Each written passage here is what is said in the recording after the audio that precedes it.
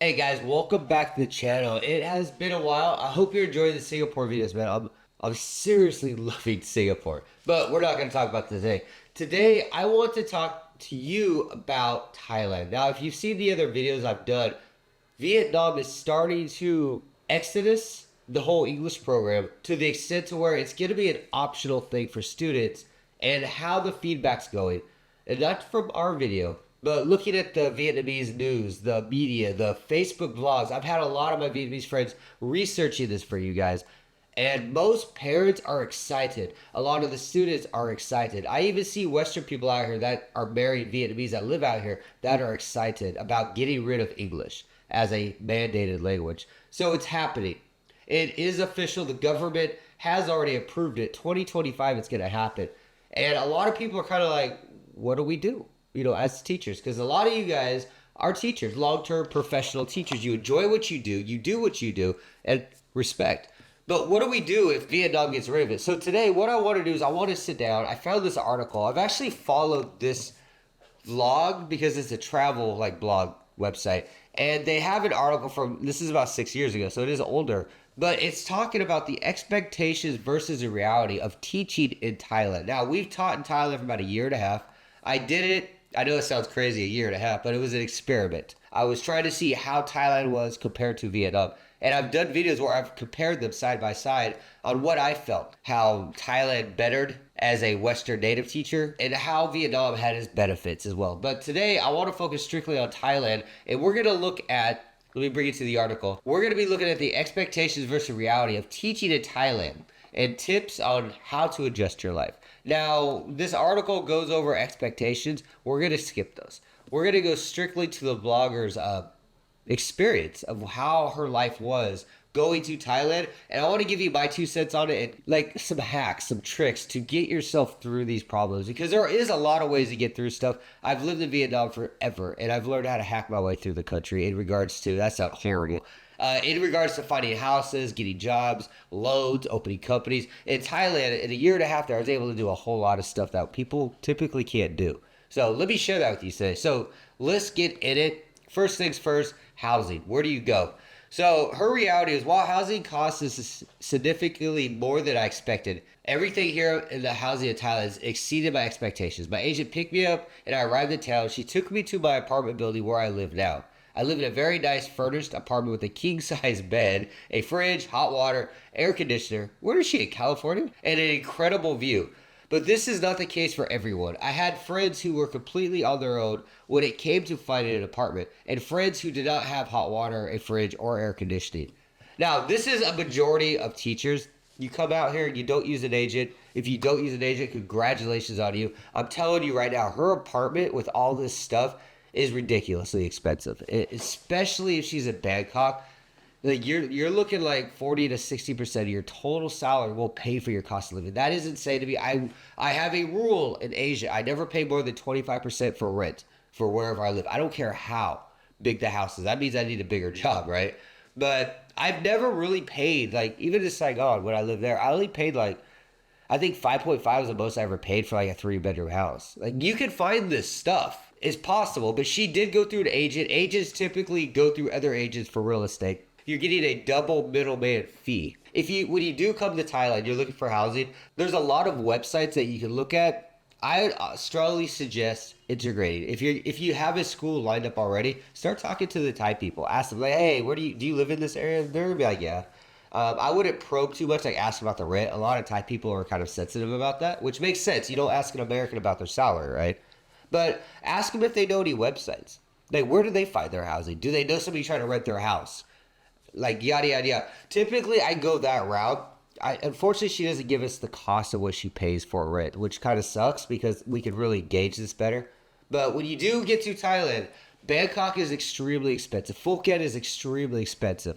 Everywhere else in Thailand is quite cheap, actually. When we were in Rayong, I think I paid 3,800 after everything bought for a 2-bedroom, 2-story house in Rayong. That's ridiculous, bro. That's about $100 for a house in Thailand. Her condo, I am pretty sure she's paying like $300 to $500 for it. This is a lot of stuff for Bangkok. You have to understand, to get AC in Bangkok is typically normal, but you can save $50 a month and just have a fan. Hot water it's so hit and miss. And even she said her friends didn't have hot water. Hot water is hit and miss because they typically give you that electric thing made in Germany that heats water for you. There's not water heaters per se. A fridge, yeah. Sometimes you'll get like she has like a medium sized fridge, but typically you'll get like a bar style fridge, like a 2-story one. But dude. Like when I get them, I unplug them because they're not cost efficient. Anyways, next one. Teaching. What's her advice? Bring something from home. Okay, we don't care. Teaching English in Thailand school. Her reality. For management, the director of my school and the head of the English department were both women, which is somewhat a rarity in Thailand. No, full stop. Most staff in schools in Thailand are female. You're mostly gonna deal with females, and I know that sounds fun for you guys, but it's not. Like it's typically like very serious, entrepreneur-based mindset. We got a mission. Let's get to work type of people. Like Thai women, when it comes to work, they are very serious women. They don't play around too much. And them being a rarity, no, gosh, no, man. Like seeing male staff is actually a rarity. Like male staffs, like men that work in schools, is typically the minority of the entire school. Even for English teachers, it's mostly women teachers that are native. And I was given a complete binder with all the information of what you need for the year, including a calendar, the days off, typical, and my weekly lesson topics. This is hit and miss. I've talked about this before. Thailand is notorious for having no idea what they're doing. And they would just be like, here's a book from 5 years ago, write lessons and tell us about it. That's typical. So she got lucky. Her whole process, she's been going through ages. So do understand, she's having things given to her on a silver platter.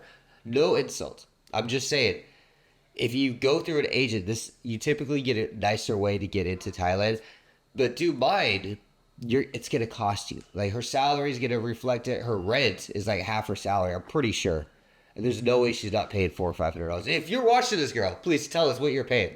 But yeah, so far good though. Like she has it good. I'm a bit envious compared to what I dealt with in Thailand. Now during my first week of teaching, I felt like a rock star. I had an undivided attention of 45. Holy shit, girl! How did you deal with that? 45 10-year-olds. That's insane. That is kind of common in Thailand and Vietnam. But she had full control, which is odd. I was new and they were excited to hear what I had to say. And I was very lucky that in the PowerPoint, all my classes had access to every resource possible. That's really, sounds like a really good school. When I arrived at school, I was surprised I learned that 4 teachers' office was separated. Let's go back real quick. This is like the honeymoon period for all teachers. The first like 2 or 3 weeks of any class in Southeast Asia, typically the kids are excited. They're like, oh my God, an American, an African, a European, a white girl, a black guy, a white guy. Like this stuff goes through their mind. It's not racism, it's what it is. And after like 2 or 3 weeks, they get used to you. And you lose that dominance. And I know a lot of people be like, you got to be strict with them. That's kind of where things get weird because now you're kind of like going into a gray area where you're not allowed to do stuff in Thailand. You're not supposed to be mean or like overly disciplining in Thailand. But you have to be after that honeymoon phase because things get bad. Like the kids, 45 10-year-olds in Thailand, dude, I would... No, hell no. Now, when I arrived at school, I was surprised to learn the foreign teacher's office was separated from the Thai teachers, and thus I hardly interacted with Thai teachers. Very true. Thailand has to be the most, like, is it segregated? Is that the word? They separate the natives from the locals. It's actually extremely normal. Like in Vietnam and Cambodia, you'll typically interact with the Vietnamese and the Cambodian staff like quite well. Japan was the same thing. Malaysia, when we did it there for a month, same thing. I dealt with like the Malaysian teachers. In Thailand, they actually do separate you. And the offices are quite far. Like ours was on the other side of the campus. And it was a big school.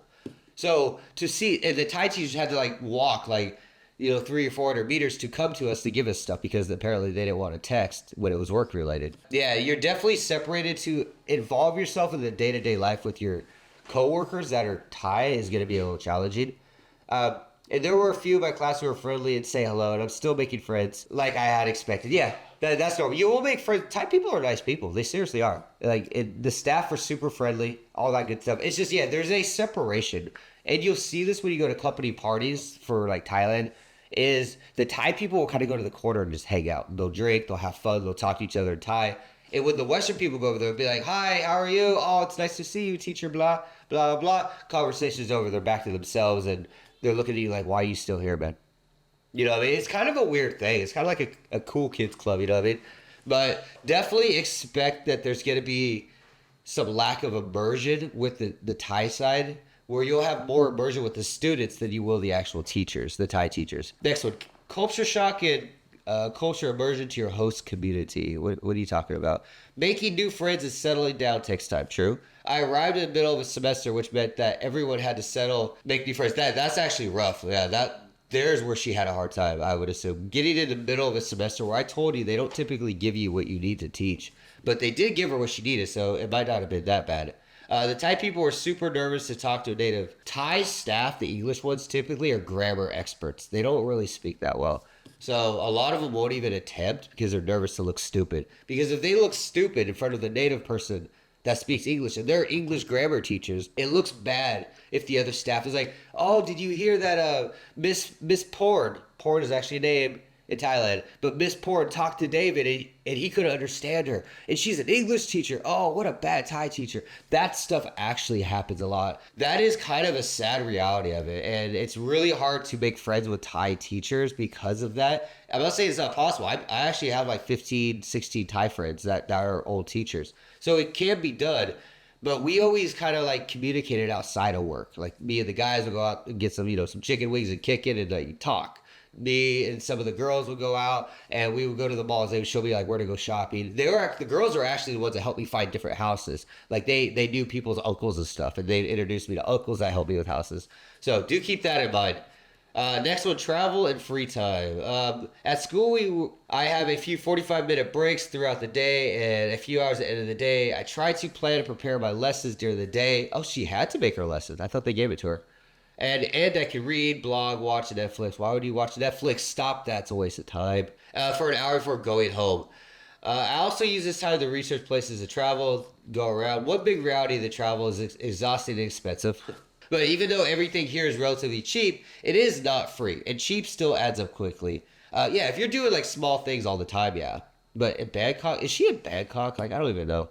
So yeah, it's very expensive. So traveling, like when you work in Thailand, I've talked about this before. Thailand, typically your jobs are 9 to 5. You work Monday through Friday with the weekends off. Where Vietnam, you work at an English center. So you're usually working evenings and nights, and you're paid by the hour. Where in Thailand, you're typically paid by the month. So you'll get like a salary is the term. In regards to free time, you have the weekends once in a blue moon. Well, a blue moon in Thailand is every 4 years. Hold on, I got to rephrase that because that doesn't work in Thailand. Like once every couple months, you will be asked to come in on a weekend. It'll be fun. It'll be like a big school event or like something like that. You'll get free food, free drinks. You'll typically get paid for it too. You should be getting paid for it. But it's just like a big event, like a big thing for the kids, and it lasts like a day or two, like Saturday to Sunday on a weekend. I've done them like a total of like 4 times out of the year and a half.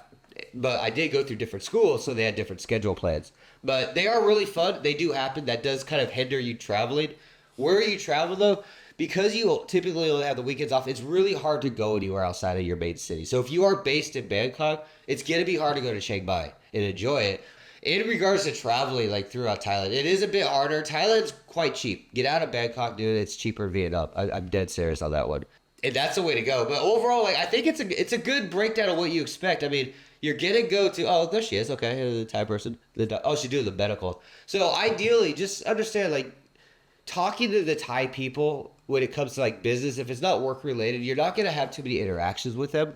Do understand that it's going to be a little harder to make friends. It isn't impossible. I have a lot of friends in Thailand. I still do. When I visit Thailand, I know who to hang out with, right?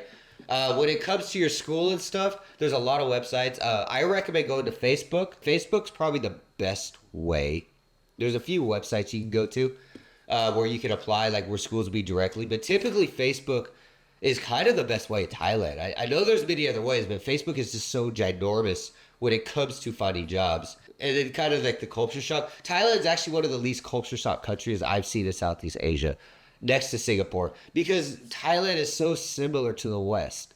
Even in the farm towns, it's just so similar. Like the mannerisms, the way people act, things that you can buy, the culture, how people interact. Like, it's all so similar to the West that a European, American, a Canadian, somebody from South America could come to Thailand and not really have like a big boom of like what's going on like you would in Cambodia or Vietnam or China, for example. So it's definitely cool there. And then finally, your travel time depends on your job, man. If you do get a 9 to 5 type of job, which is pretty typical in Thailand, and you work for like 9 months out of the year, you get a couple months off, kind of a thing, and then a month you come back for planning. Traveling is going to be quite hard. Like I had more free time traveling in Vietnam as a teacher over the years than I did in Thailand in those 2 years. I couldn't. Like, it was just like I was constantly busy because it's a real job. And also, it's like you can't fly to Chiang Mai, hang out for a day, and fly back. Like, what's the point of that, man? You know what I mean? So you end up just staying in the city. Like, I just stayed in Rayon most of the time, or I would drive over to Pattaya, which was next door, or I would go to like Sriracha, which was somewhat next door.